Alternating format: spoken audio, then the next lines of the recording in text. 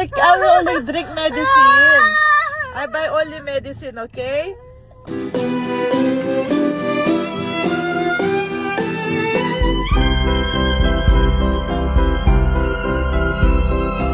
Noong nalaman ko na buntis ako, kagad kong sinabi sa sarili ko na hindi ko na hayang mapabayaan yung sarili ko. Kaya kagad naganap ako ng mga pwede kong gamitin na skincare. At nalaman ko nga na itong Cetaphil na toner, pwede siya sa mga buntis. At isa sa mga kinatuwa ko na itong favorite ko na brightening serum ng Beauty Derm ay pwede ko pa siyang gamitin. Nagtanong ako sa mga doctors, mga Maricoy, okay daw yung ingredients niya. Tapos yung ibang ginagamit ko, Cetaphil na ito namang nilalagay ko para sa mga pimples ko, mga Maricoy, galing yan sa Scalp Clinic. At si Doc Celine ng Scalp Clinic, siya yung madalas na tinatanungan ko ng mga gagamitin ko na skincare. Anyway, 7 weeks pa lang akong pregnant niyan, mga Maricoy, pero mukha na akong 7 months na buntis. Actually, nung nabuntis ako kay Jace, ganyan din, nung pinaalam namin siya, bigla na lang lumaki yung tiyan ko. Puro dahil na din sa malaki na yung puson ko, tapos ngayon meron pang laman na baby. Wala nga lumobo yung tiyan ko, mga Maricoy, at hindi ko na talaga siya matago. Imagine, 7 weeks pa lang akong buntis dyan, paano pa kapag 7 months na, mga Maricoy? Kaya nga pala ako maaga magayos kasi meron akong check-up, tapos itong si Jace meron siyang pasok sa school. At everyday, tinatry ko pa rin talaga, mga Maricoy, na ako yung magbihis at magayos kay Jace. Kahit na minsan sobrang sama na ng pakiramdam ko at nahihilo ako, tinatry ko pa rin yung best ko na ako pa rin nag-aasikaso sa kanya. Ayoko din kasing maramdaman niya na mawalan ako ng time sa kanya dahil meron ng bagong baby. Ang kagandahan lang ngayon, aware na siya na buntis ako, kaya kahit papano hindi niya na ako pinapahirapan. Tulad niyan, mga Maricoy, ayaw niya talagang pumasok sa school pero hindi siya nagmumuryot. Sumusunod pa rin siya sa akin. Alam niya kasi magpapacheck up ako ngayon at ayaw niya ako magpa-check up, kaya ayaw niya din pumasok sa school. Alam niyo ba, kahit na naka-bedrest ako, mas nai-stress ako kapag hindi ko naaasikaso si Jace. Ito na lang din kasi yung nagagawa ko para sa kanya, kaya ayokong tanggalin ito. Lalo na ngayon, mga Maricoy, hindi ko na talaga siya nahahatid at sundo sa school. Alam ko, itong pagkakaroon ng second baby ay napakalaking pagbabago sa buhay ni Jace. Kaya dinadahan-dahan ko muna siya sa mga pagbabago. Anyway, after ko siyang ayusan, mga Maricoy, kumuha na ako ng gatas, uminom na ako, pati yung mga vitamins at gamot na kailangan kong inumin. At hindi pa man kami nakakaalis, mga Maricoy, pagod na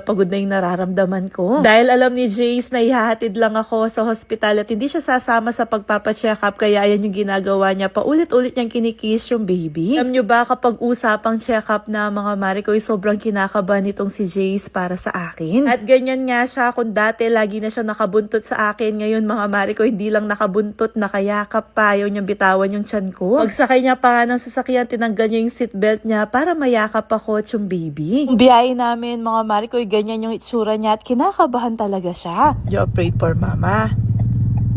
It's okay, don't be afraid. Mommy's okay, di ba? Don't check. They need to check the baby. It's too small. It's just small. Oh, they will not get, don't worry. Still small, di ba? Diyos ko, kawarin na rin anak ko. It's okay. Yes! Oh, kiss mo, mama. It's okay. Okay? I will only drink medicine. I buy only medicine, okay? Oo, wag mo na, mama. Wag mo na, mama. Buy ka only medicine. Mami, buy medicine. Mami, buy medicine. It's okay. Mommy will drink medicine only. Mami, drink medicine.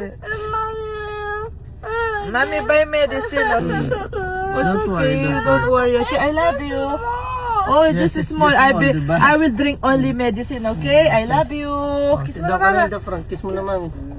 Sit down. Ayag lang siya na bumaba ako, mga Maricoy, nung sinabi ko sa kanya na bibili lang ako ng gamot. Actually, hindi lang siya yung kinakabahan, pati ako, dahil ngayon namin malalaman kung meron ng heartbeat si baby. At hindi kami nabigo, mga Maricoy, dahil okay si baby, normal daw yung laki niya at meron ng heartbeat. Kaya pagkasundo sa akin ni Daddy Tahano, binalita ko kagad sa kanya. So kasi kami, mga Maricoy, hindi kami mapanatag, hindi namin nakikita na may heartbeat si baby. Kaya nung nalaman ni Daddy Tahano na okay yung laki niya, niya at meron ng heartbeat, tuwang-tuwa siya. Tapos tinanong niya ako kung anong gusto kong kainin. Sabi ko sa kanya gusto ko ng sampelot. Kaya nag-drive-thru siya sa Susis kahit wala namang drive-thru yung Susis, mga Maricoy. Bumili na lang siya at kumain na lang kami sa sasakyan. Sakto din kasi lalabas na ng school si Jace, mga Maricoy, kaya sumama na din ako sa pagsundo sa kanya. At pinagbigyan naman ako ni Daddy Tano kasi matagal na akong di nakakalabas at mahal yung gas. Sayang din yung gas kung ihatid niya ako pauwi. At ayan si Jace, mga Maricoy, ayaw niya kaming tignan kasi nagwo-worry pa rin siya para sa akin. Pagka uwi namin, pinakain ko na siya at kinausap ko. Sabi ko sa kanya, okay lang ako. Tapos nagpahinga lang silang konti ni Daddy Tano. Umalis na sila ulit dahil merong therapy si Jace. Habang nasa bahay naman ako, ni-ready ko na itong mga props namin dahil nag-decide kami ni Daddy Tano na ngayon kami mag-shoot ng pregnancy announcement. Sinulit ko na din yung paglabas ko, mga Maricoy, para minsanan na lang pagkatapos nito, higa na ako ulit, bed rest na ulit. Nag-decide nga kami sa farm na lang mag-shoot at mabilisan lang na pag-shoot yung gagawin namin. Natatawa nga ako dyan, mga Maricoy, kasi 7 weeks pa lang yung tiyan ko pero para na talaga akong manganganak. Parang kailan lang, mga Maricoy, puro pa sexy yung mga sinusuot ko at pagbabawas timbang talaga yung goal ko. Pero okay lang yan, hindi rin ako natatakot na tumaba ulit, mga Maricoy, kung ganito naman kaganda yung blessing na kapalit ng pagkataba ko. Ang tagal naming hinihintay ito, mga Maricoy, at ngayong hindi namin siya ine-expect, dun siya binigay. Siguro ganun talaga dahil ni-ready muna ako, ni-ready muna si Jace, ni-ready muna kaming lahat para dito sa second baby. Mga nagtatanong nga pala, last 2024 ako nagpaalaga ng fertility doctor. Ito, mga Maricoy, nabuo siya ng walang pagpapaalaga, natural way, hindi rin kami nagpa-IVF. Actually, hindi talaga namin siya ine-expect kasi sinabihan nga kami na mahihirapan na ako magbuntis. At alam nyo ba, tinatrack ko pa yung days kung kailan kami mag-aano ni Daddy Tano na hindi ako mabubuntis. Kasi ang mga Maricoy, yung plano ko, yung muna sanang mabuntis, gusto ko muna mag 55 kilos pero iba yung plano ni Lord para sa amin.